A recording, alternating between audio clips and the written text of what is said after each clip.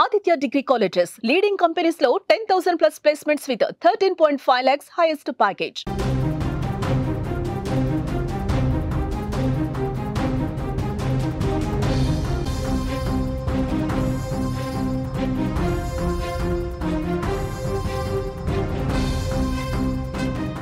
గండికోటలో దారుణ హత్యకు గురైన వైష్ణవిని చంపింది ఎవరు?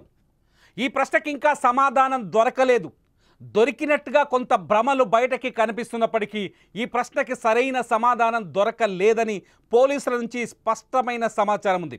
నేను చెప్తున్న ఈ మాటలు పూర్తి స్థాయిలో కడప జిల్లా పోలీసులతో మాట్లాడిన తర్వాత, వాళ్ళతో కన్ఫర్మేషన్ చేసుకున్న తర్వాత చెబుతున్న మాటలు. ఒక బాలిక, ఇంటర్ చదువుతున్న ఒక బాలిక దారుణ హత్యకు గురైతే ఆ హత్య కేసుని ఛేదించడానికి పోలీసులు అన్ని దారుల్లో విచారణ కొనసాగిస్తుంటే, కొందరు వ్యక్తులపైన లేకపోతే కొందరు వ్యక్తుల్ని పదే పదే ప్రశ్నిస్తుంటే వాళ్ళే హంతకులు అన్నట్టుగా కొంత సమాచారం బయట తిరుగుతుంది. కానీ ఇది పూర్తి అవాస్తవమని పోలీసులు చెబుతున్నారు. నిజానికి గండికోటలో హత్యకు గురైన వైష్ణవి హత్య కేసులో చాలా విచారణ రకరకాలుగా కొనసాగుతోంది. మొట్టమొదట ప్రియుడు లోకేషే హంతకుడన్నారు. ఆ తర్వాత వైష్ణవి సోదరుడు సురేంద్ర పేరు తెరపైకి వచ్చింది. ఆ తర్వాత ఇంకొక సోదరుడు కొండయ్య అన్నారు. తాజాగా సొంత అన్న బ్రహ్మయ్య అంటున్నారు. అంతేకాదు ఇందులో మరొక ప్రచారం కూడా జరుగుతోంది. ఆస్తి కోసమే వైష్ణవిని చంపారనే కొత్త ప్రచారం జరుగుతుంది. వాస్తవాల కంటే అబద్ధాలు చాలా వేగంగా తిరుగుతున్నాయి. ఎందుకంటే పోలీసుల విచారణ ఆలస్యం కావటం. పోలీసులు గండికోటలో అన్ని రకాలుగా కేసు రీఇన్వెస్టిగేషన్ చేసిన, అట్లాగే కేసు రీకన్స్ట్రక్షన్ చేసిన, సీన్ రీకన్స్ట్రక్షన్ చేసిన, ఇప్పటివరకు వాస్తవాలు పూర్తి స్థాయిలో వెలుగులోకి రాకపోవటం వల్లే ఇదంతా జరుగుతున్నట్టు తెలుస్తుంది. అసలు గండికోటలో హత్యకు గురైన వైష్ణవి హత్య కేసులో తాజా అప్డేట్స్ ఏంటనేది కడప నుంచి మా ప్రతినిధి సుదర్శన్ రెడ్డి లైవ్లో అందిస్తారు. సుదర్శన్, రకరకాల ప్రచారాలు జరుగుతున్నాయి. గండికోటలో వైష్ణవి హత్య కేసు పైన అన్నలే చంపారని, ఎందుకంటే ఇవాళ వాళ్ళ బ్రదర్స్ ఇద్దరిని, బ్రహ్మయ్య కొండయ్యని పోలీసులు ఇన్వెస్టిగేషన్ కోసం police station, Jammalamadugu police station తీసుకుపోయినట్టుగా తెలుస్తుంది. ఆ విజువల్స్ కూడా మనకు కనిపిస్తున్నాయి. నిజంగా ఏం జరుగుతుంది? విచారణ ఎంతవరకు వచ్చింది? ఎస్, మీరు అన్నట్టు అబద్ధం గడప దాటేలోపు నిజం గడప దాటేలోపు అబద్ధం ఊరంతా చుట్టేస్తుందన్నట్టు ఒక ప్రచారం ఉంటది. కానీ సుమన్ టీవీ డే 1 నుంచి కూడా మైనర్ బాలిక హత్య కేసులో ఎగ్జాక్ట్లీ ఏం జరుగుతుందో అదే చెప్తుంది. నిజాలు చెప్పడానికే ప్రయత్నిస్తుంది. ఆ నిజాలను కూడా 1కి 2 సార్లు ధృవీకరించుకున్న తర్వాతే ప్రజల ముందు పెడుతూ ఉంది. ఊహలు వేరు, అనుమానాలు వేరు, అపనిందలు వేయడం వేరు. కానీ అనుమానాల వరకే ఇప్పటి వరకు సుమన్ టీవీ ప్రతి విషయంలోనూ ప్రస్తావించింది. ఎస్, పోలీసులు కూడా ఒక కేసును ఛేదించాలి అంటే అన్ని కోణాల్లో అందరినీ అనుమానించాల్సిన అవసరం ఉంటుంది.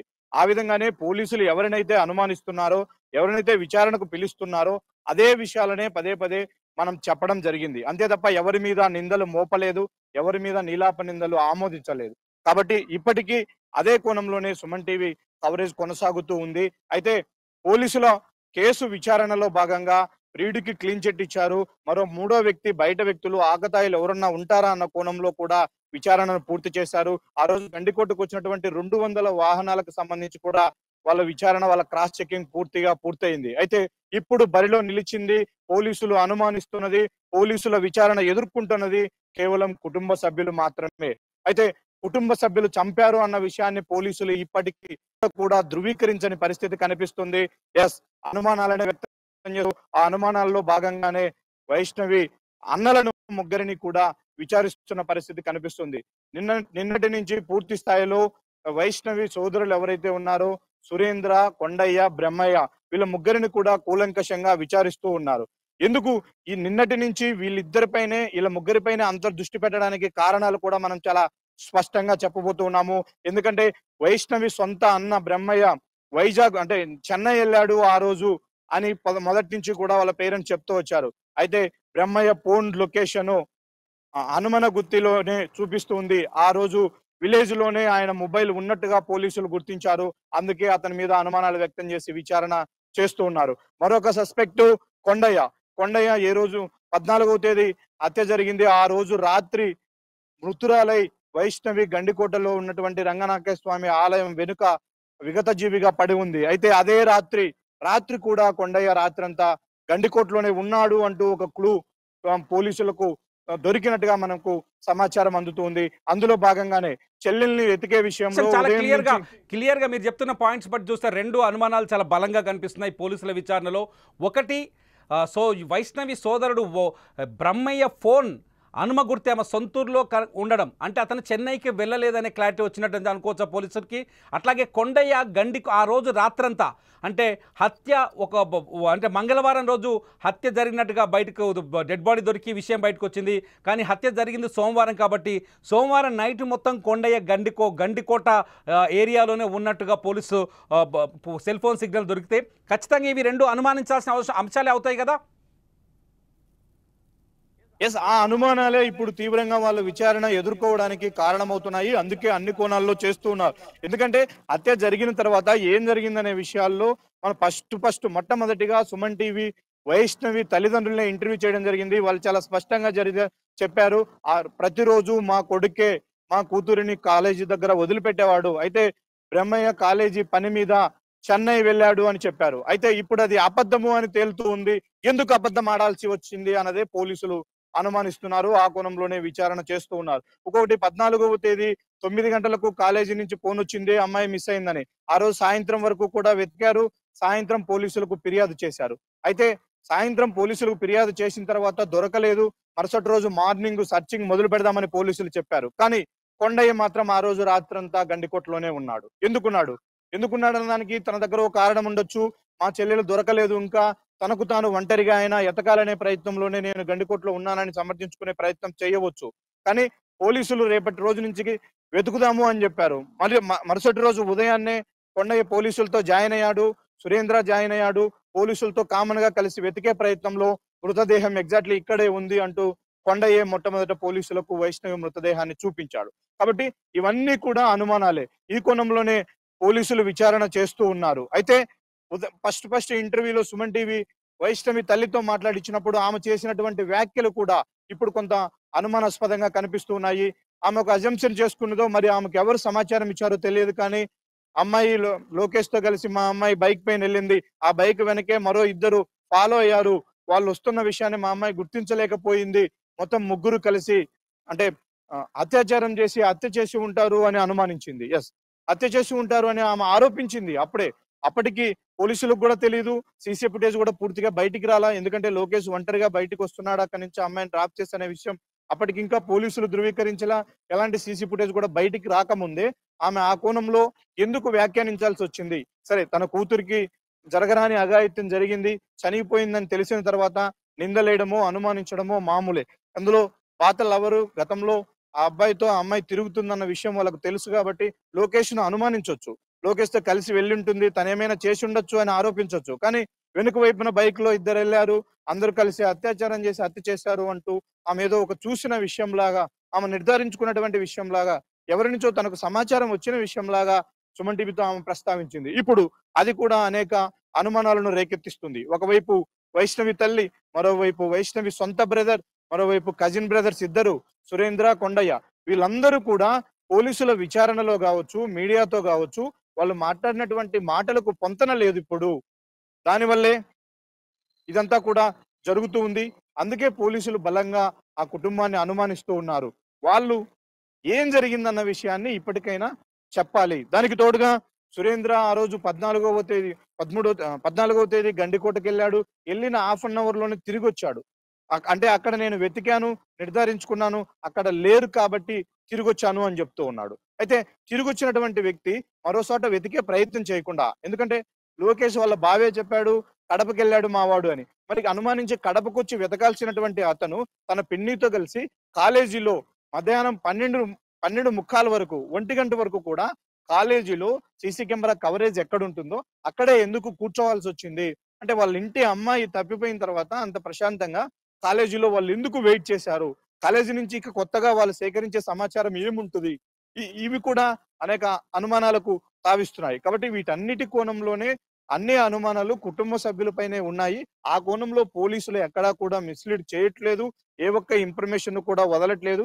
ఖచ్చితంగా వాళ్ళందరినీ పూర్తిగా విచారించే ప్రయత్నం చేస్తూ ఉన్నారు. కాబట్టి బహుశా వాళ్ళే ఈ హత్యకు పాల్పడి ఉంటారా అన్న కోణంలో జరిగితే జరగచ్చు. కానీ పోలీసులు ధృవీకరించినంత వరకు కూడా మనం నిందలు మోపే పరిస్థితి లేదు. మీ అప్డేట్స్ ప్రకారం చూస్తుంటే ఇంకా హత్యకు సంబంధించి వైష్ణవి హత్యకు సంబంధించిన ఎటువంటి బయటకు రాలేదు. వైష్ణవి హత్యకు సంబంధించిన ఎటువంటి అధికారిక ప్రకటన బయటకు రాలేదని చాలా స్పష్టంగా అర్థమవుతుంది. వైష్ణవి దారుణ హత్యకు గురైంది. అయితే ప్రస్తుతానికి కుటుంబ సభ్యుల చుట్టూ విచారణ కొనసాగడంతో కుటుంబ సభ్యుల పేర్లని కొంత బయటకు తీసుకొచ్చినట్టుగా కనిపిస్తుంది. పోలీస్ స్టేషన్కి జమ్మలమడుగు పోలీస్ స్టేషన్కి వాళ్ళ బ్రదర్స్ ఇద్దరిని తీసుకెళ్లిన విజువల్స్ ఇంతకుముందు మీరు స్క్రీన్లో చూశారు. సుమన్ టీవీ దగ్గర కూడా విజువల్స్ ఉన్నాయి. కాకపోతే ఇంకా ఆ విజువల్స్ మీరు చూడొచ్చు. అయితే సుదర్శన్ ఎవరైతే బ్రహ్మయ్య లొకేషన్ ఆ రోజు హనుమ గుర్తులో ఉన్నట్టుగా బ్రహ్మయ్య పైన అనుమానాలు ఉన్నాయి. బ్రహ్మయ్య సొంత అన్నయ్య వైష్ణవికి ప్రతిరోజు అతనే కాలేజ్ దగ్గర దించేసేవాడు. బ్రహ్మయ్య ఆ రోజు చెన్నై పోయినట్టుగా కుటుంబ సభ్యులు చెప్తున్నారు. బ్రహ్మయ్యని అలా పోలీసులు తీసుకెళ్లి ప్రశ్నిస్తున్నారు. పోలీసులు ఏం చెప్తున్నారు, ఈ కేసులో టెక్నికల్ ఎవిడెన్స్ దొరికిందా, ఎందుకు ఇంత టైం తీసుకుంటున్నారు కేసును తేల్చేయడానికి? ఎందుకంటే ఒక రూరల్ ఏరియాలో ఒక స్పష్టమైన సీసీ కెమెరాలు ఉన్న పరిసర ప్రాంతాల్లో జరిగిన హత్య ఇది. ఇటువంటి మిస్టరీని ఛేదించడం పెద్ద కష్టమైన పనేమి కాదు. టెక్నికల్ ఎవిడెన్స్ కూడా బోల్డ్ అంతా పోలీసుల దగ్గర ఉన్నట్టుగా తెలుస్తుంది. పోలీసులు చెప్తున్న దాన్ని బట్టి చూస్తే సందేహాలు ఎలా ఉన్నాయి? పోలీసులు తేల్చే అవకాశం ఉందా ఈ కేసుని ఇవాళ? నిజానికి మొదటి రోజు రిలీజ్ అయినటువంటి సీసీ ఫుటేజ్ ఆధారంగా చాలా మంది ఒక నిర్ధారణకు వచ్చారు, లోకేషే కారణమై ఉంటాడని. కానీ అలాంటి మిస్లీడ్ మరోసారి జరగకూడదన్న కోణంలోనే పోలీసులు మొదటి నుంచి కూడా చాలా జాగ్రత్త పడుతూ ఉన్నారు. సీసీ ఫుటేజ్ ను పూర్తిగా అనాలిసిస్ చేస్తూ ఉన్నారు. మరోవైపు పేరెంట్స్ ఇచ్చినటువంటి ఇన్ఫర్మేషన్ ను క్రాస్ చెక్ చేసుకుంటున్నారు. మరోవైపు ప్రియుడు లోకేష్ ని కూడా ఆ రోజు నుంచి డే 1 నుంచి కూడా విచారణ చేస్తూ ఉన్నారు. వీళ్ళందరూ ఇస్తున్నటువంటి సమాచారాన్ని లోకేష్ దగ్గర ప్రస్తావించి అతని దగ్గర నుంచి కూడా క్రాస్ చెక్ చేసుకుంటున్న పరిస్థితి కనిపిస్తుంది.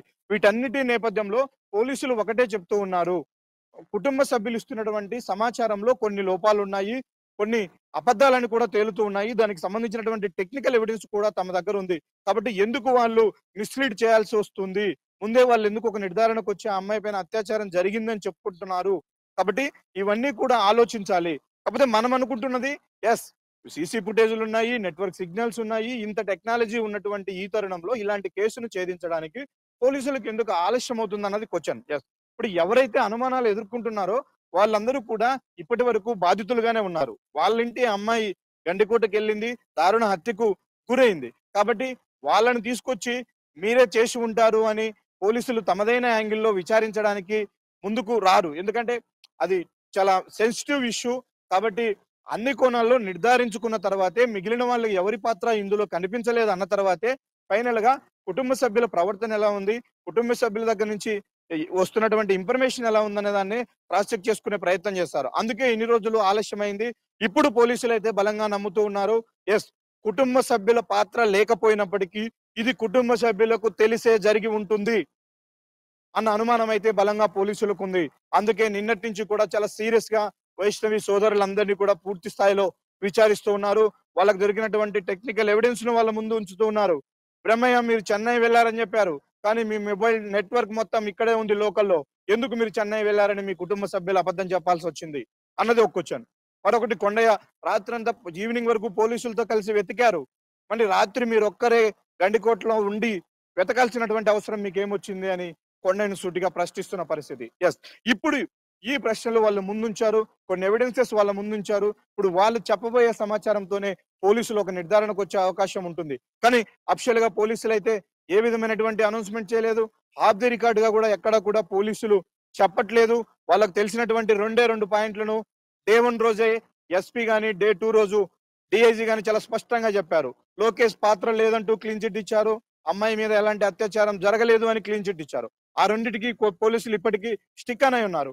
అంతకు మించి ఎలాంటి అధికారిక ధృవీకరణ పోలీసుల నుంచి జరగట్లేదు. కాబట్టి చుట్టూ అనుమానాలే ఉన్నాయి, అనుమానితులందరినీ విచారిస్తూ ఉన్నాము. కాబట్టి మేము ఒక కన్క్లూజన్కి వచ్చిన తర్వాత అధికారికంగా మీడియా సమావేశం ఏర్పాటు చేసి వెల్లడిస్తామని పోలీసులు చెప్తూ ఉన్నారు. ఆ మేరకే కూడా సుమన్ టీవీ ఎప్పటికప్పుడు సమాచారాన్ని చేరవేస్తుంది. అయితే సుమన్ టీవీ ఈ ప్రక్రియలో ఒక ఎక్స్క్లూజివ్ గ్రౌండ్ రిపోర్ట్ చేసింది. ఎగ్జాక్ట్లీ పోలీసులు ఆ హత్యకు సంబంధించి ఏ సీన్ రీకన్స్ట్రక్ట్ చేశారో అది స్వయంగా స్థానిక డిఎస్పీ నుంచి వచ్చినటువంటి పక్కా సమాచారంతోనే ఈ విధంగా జరిగి ఉంటుంది అని పోలీసుల దగ్గర ఒక స్కెచ్ ఉంది. దాన్ని మాత్రమే ఎక్స్ప్లెయిన్ చేయడం జరిగింది.